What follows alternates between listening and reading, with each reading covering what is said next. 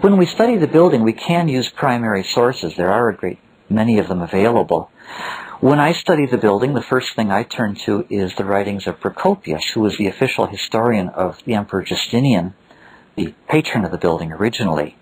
Procopius gives us the official view of the building's construction. He talks about the riots that led to the destruction of the previous cathedral and the determination of the emperor to rebuild it.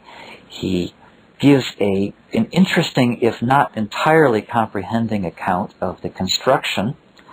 There are places where he steps aside and says, I don't entirely understand these matters, but people assure me that this is how it was built. In general, he's a reliable historian of the construction of the building, we think. There are also some fascinating primary sources from the same period that give us somewhat more mythological spin to the early construction, the intervention of angels and such like.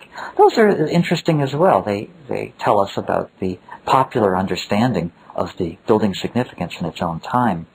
Over the centuries, numerous Byzantines and also outside travelers commented on the building extensively. It was the main theater of action in the city. Revolutions were begun there. Great events in the city's history and the empire's history were played out there. Many individuals have been closely associated with the building, and all of this is documented in the primary sources. And yet still there are large gaps in our knowledge.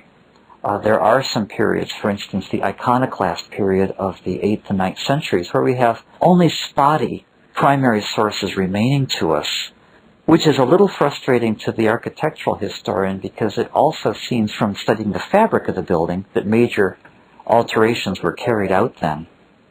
So for some periods we understand what was going on. For other periods we have to rely upon the archaeology of the building.